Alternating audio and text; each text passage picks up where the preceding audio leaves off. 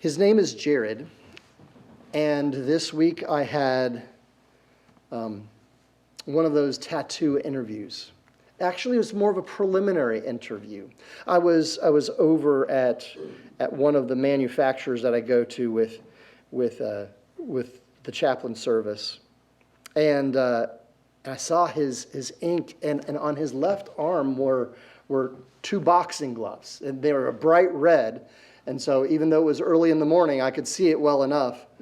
And I said, I love your ink. Can you tell me the story of what's going on there? And he started out telling me about his oldest son who was born with a defect that made him very likely to die. He had a 95% chance of dying before his 18th birthday. He is now a young man, and so he said, my son, he's a fighter. I said that is absolutely beautiful. He said, well, I'm also working on another tattoo. It's on my back. Do you want to see it? Does B.B. King have the blues? I mean, of course. Or he had the blues. I said, of course. So he took off his shirt and showed me his tattoo. What's going on there? When he was a kid, his mom left, and his dad was addicted to drugs, and he went to prison. So from the ages of 13 to 18, this man was homeless. Yes, And he said, and then I had a lucky break.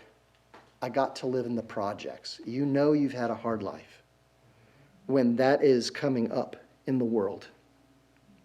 I said, so how did you survive? He said, along the way, there were some very, very unsavory characters who saw me and had pity on me, and they gave me food. They taught me how to survive. They taught me the art of survival. And he said, you probably wouldn't approve of the things they taught me how to do. And I said, well, for starters, it's your tattoo. It's your life. It's not mine. But here's the point. Jared learned street smarts. He's a resourceful man who has become a resourceful father, who's become a faithful employee, and who desires for blessing in his family. He desires to break the generations of dysfunction that have taken place. And so in so many ways, I love talking to people like this, who are willing to look the hard truth in the eye and say, this is something that needs to change in me.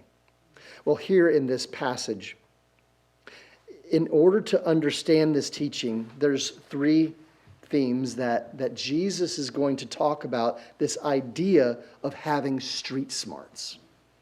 As you read this parable, maybe that will cut through things. He's talking about how to have street smarts. He wants his disciples to have street smarts. Now, he's not saying that he wants you to be good with a switchblade. That's not what he's saying.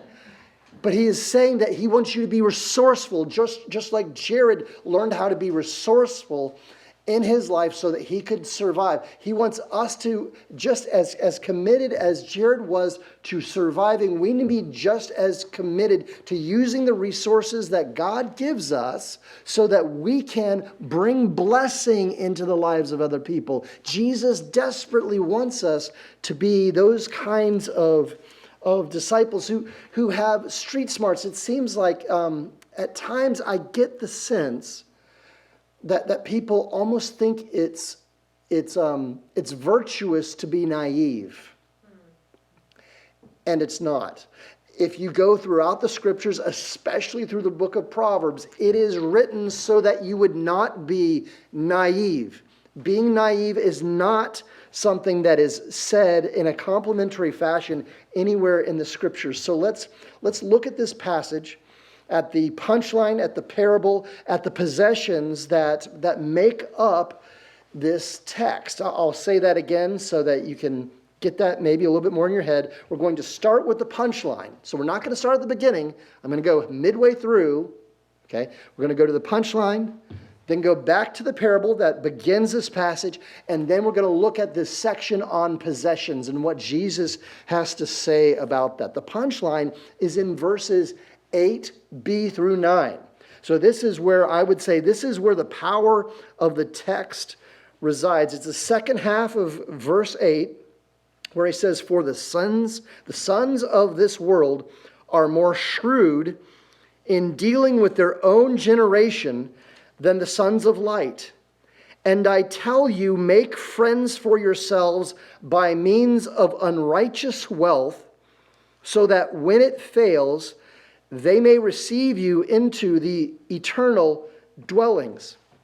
You are not being suckered into. Some people think that you've been flipped when you give money to the poor. That's not how Jesus looks at it. Jesus almost looks at that giving to the poor is almost the way that we wage war against Satan in this world. He says, use the wealth that you have been given and that you have earned by your toil in order to win friends, so that when that fails, they will receive you into the eternal dwellings. Now, let's look at the parable so that we can see how this all plays out. Because the Bible doesn't want us to, it doesn't encourage willful ignorance. That's sin. Jesus says, love the Lord your God with all your soul and with all your mind, right? So, if you're a student, you should study. Should you plan for retirement? Yes. Yes, this is wisdom. And the children of the world, they know how to secure their earthly future. How much more should God's people use every resource to secure an eternal future? This is, in many ways, what missions is. That's the punchline, which is set up by the parable in verse 1. In verse 1, we see a picture of this wasteful manager. Now, if you're reading this in the original Greek, A, congratulations. That's you, not me. B, you may notice where it talks about this wasteful manager, that there's something that word for wasteful is used in the previous chapter. The prodigal son, it's the same word that the son was wasteful in the way that he used the wealth of his fathers. It says that he scattered his property.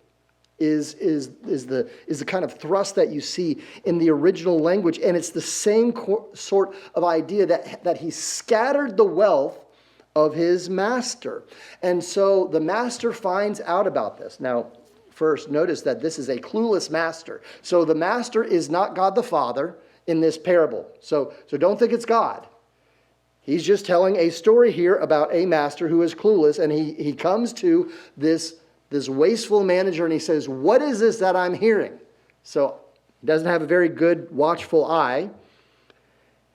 And he says, you're fired. Give me the books. Because in their world, there was no such thing as cloud computing. Okay, so it's not like the manager already knows what he has in terms of his assets. All of that is going to be seen in the ledger book that this man has at home. So he goes home, he picks up the book, and he says, what am I going to do? Because there is no way anyone will ever hire me to do this for them again once they find out.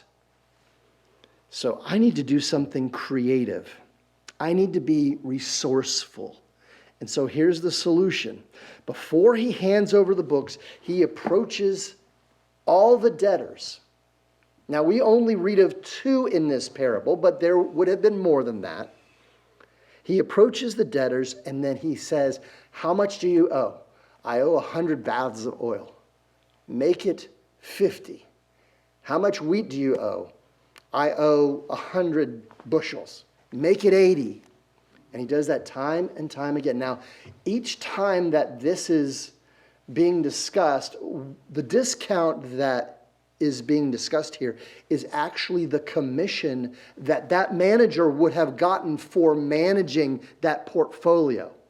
So he's actually not cutting the master out. He's actually cutting himself out in this situation. And yet, is he cheating? Yeah. He's cheating. Let's just call it for what it is. And so this should, in a sense, bother us, or at least has bothered me whenever I've read this passage. I'm like, Jesus, why are you saying that this is a good thing? What? Because Jesus is saying, be like this guy. Kinda. Be like him insofar that he's resourceful. That's the bottom line of what Jesus is saying. But I wanted to know a little bit more, so I dug a little bit deeper. Because I wanted to know, how does he get away from this, get away with this?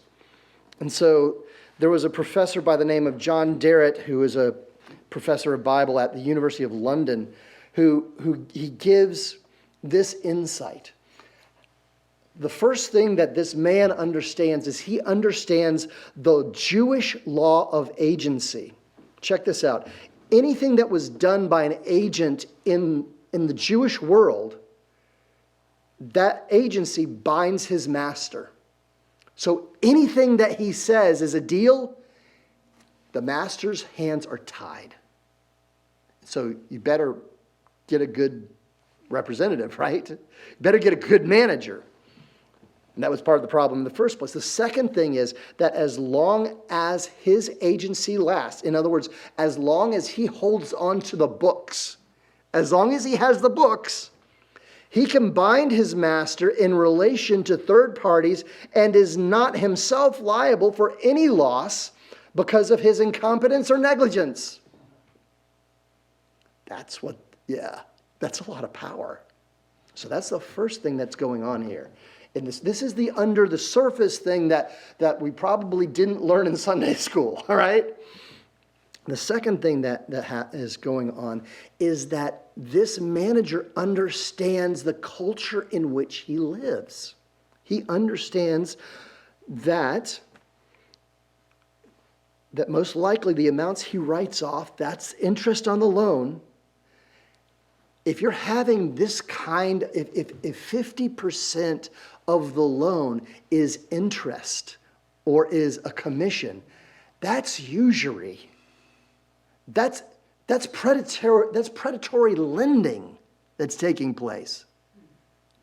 The manager knows it, and the people who owe the money, they know it too.